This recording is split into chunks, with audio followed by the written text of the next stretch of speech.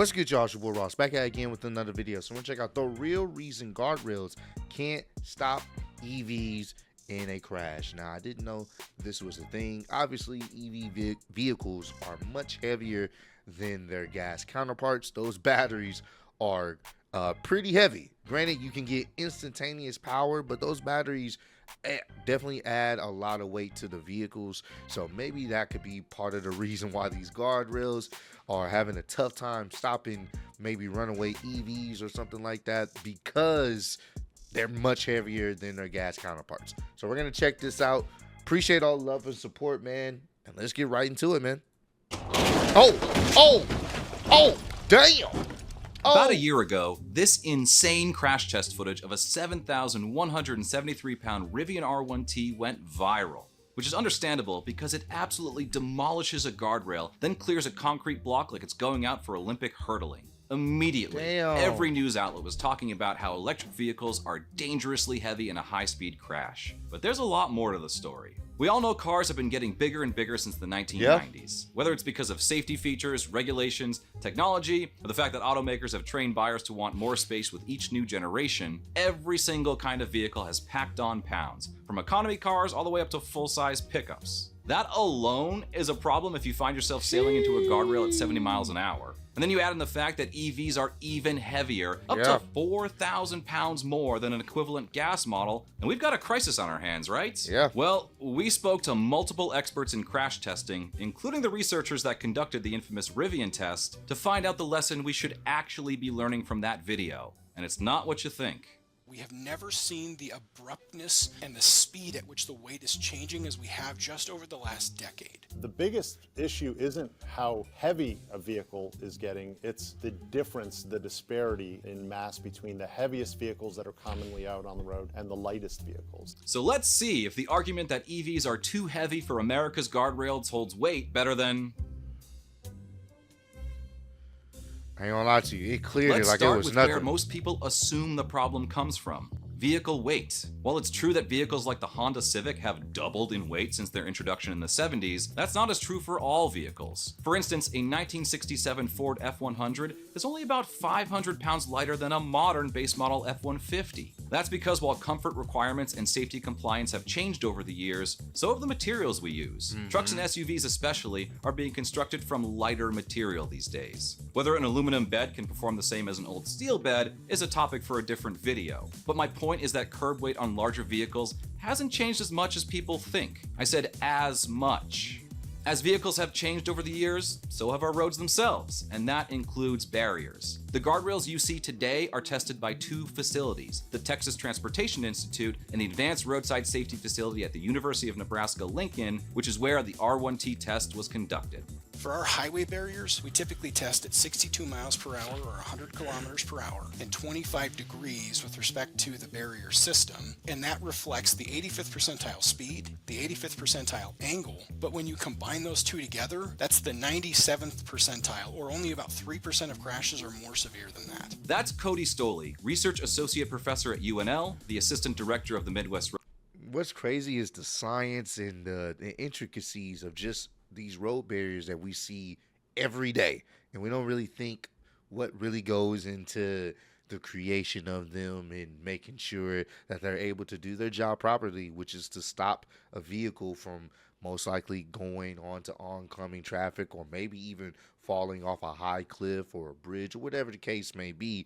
But you really don't ever think about what goes into making sure that they actually do their job properly. Never would have guessed there was so much, science behind it. But I mean, it makes sense when you're dealing with high speed moving vehicles. Roadside Safety Facility, and one of the brains behind the Rivian test, which again is a truck that weighs over 7,000 pounds. Crazy, bro. Typically, when we do our highway evaluation for barriers designed for highway conditions, we look at a small passenger car that represents about the second percentile of vehicle weights, only about 2,400 pounds. And that's a subcompact style, a sedan. And then we also try to bracket on the upper end of vehicle weights. Now, we typically typically use about a 5,000 pound full-size pickup truck, and the most common of which is usually the Dodge Ram 1500. And those two bracket the two test conditions we use at our highway speed and angle condition. So the Rivian weighs almost as much as that Ram and compact sedan combined. Which is crazy. And a lot of that weight comes from the 128.9 kilowatt hour battery pack. In February of 2024, when this video was released,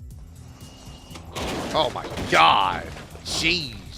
every article and news source lasered in on the massive weight of the battery, seemingly oblivious to the fact that every heavy-duty pickup would weigh about the same if you even glance at the options packages. So this was all just EV hate, right? Big oil propaganda to make us all fear the big bad battery. Wrong. Vehicles have gotten heavier, but it's where that weight is concentrated that's much more of a factor. And EVs present a newer and more destructive challenge in that regard. The footage of the Rivian R1T is pretty damning, but I want to focus more on another EV crash test from the same study. Here we see a 2018 Tesla Model 3 that weighs about half as much as the Rivian, sliding under the guardrail. It doesn't break the rail, but it's still just as dangerous to anything on the other side. At a base curb weight of 3,838 pounds, the Tesla Model 3 is no bantam, but it's lighter than an all-wheel drive BMW 3 Series and plenty of other things on the road. So why can't these guardrails stop EVs? It's all to do with weight distribution.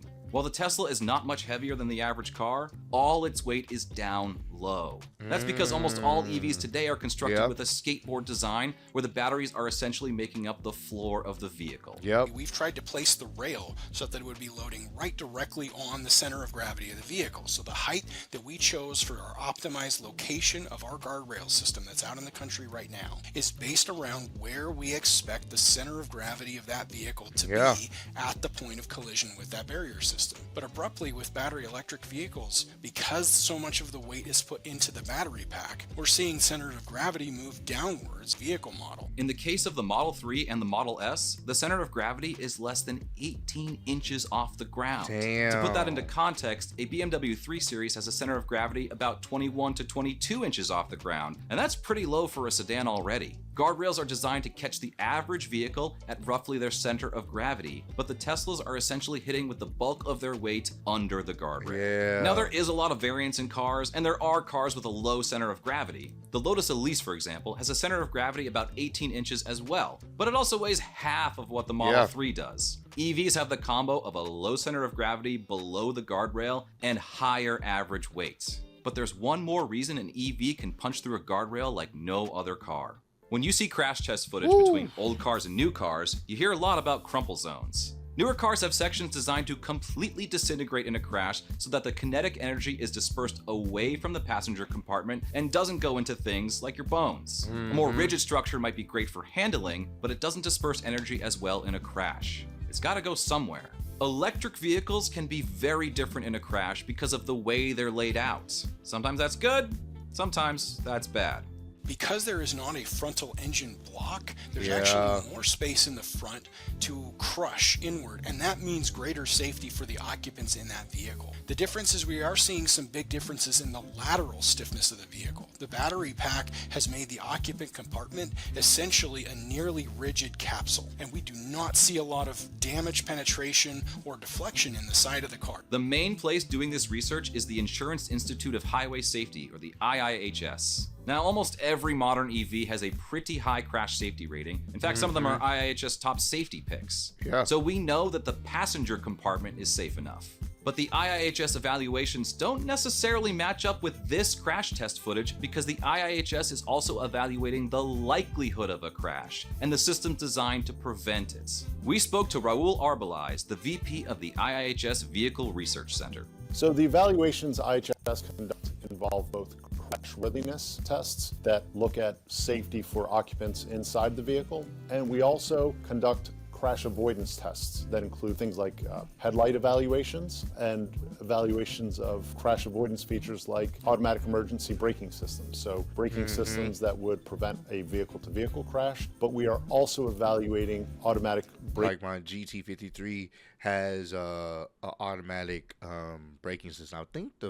I think my 43 may have it as well, but it is a safety feature, which I do have on, where it'll brake for you if it feels like is sensing that you're about to hit something, it'll tighten the seat belts and it'll automatically brake for you.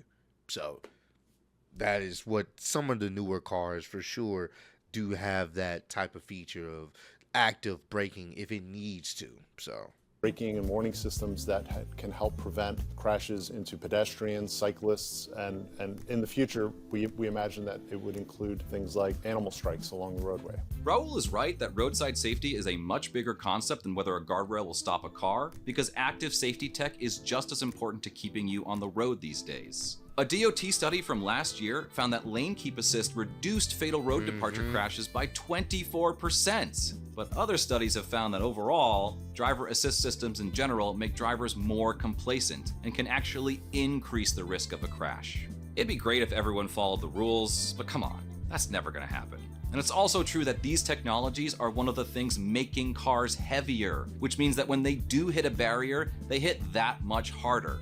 So yeah, we still need stronger guardrails. But what would that even look like?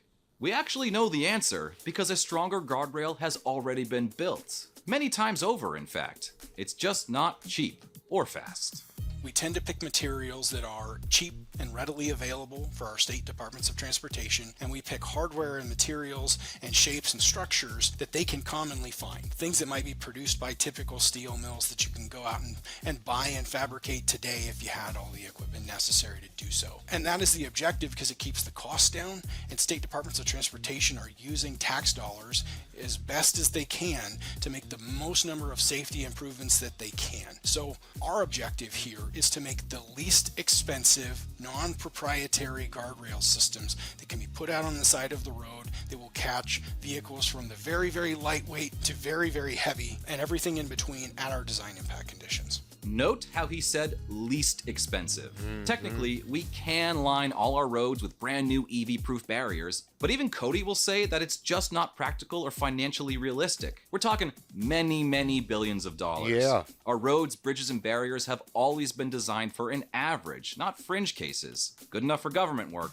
The way we make this affordable is by identifying the most critical areas. This is why highways in the middle of farmland have almost no guardrails, but on a bridge over a river, you'll have enough concrete barriers and cabling to contain an 18-wheeler. Yeah. And while the rapid pace of vehicle development means that these barriers also need to be updated over time, it's not as if they're becoming obsolete overnight.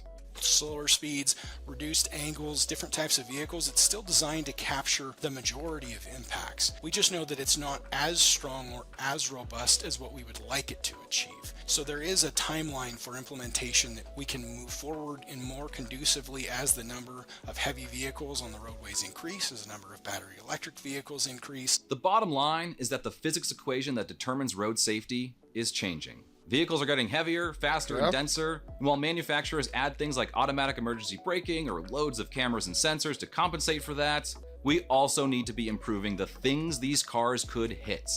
In a perfect world, everyone would be driving a Miata. Not because of this necessarily, I just think that's what an ideal civilization looks like. But since that's not the case, we need to find a different solution.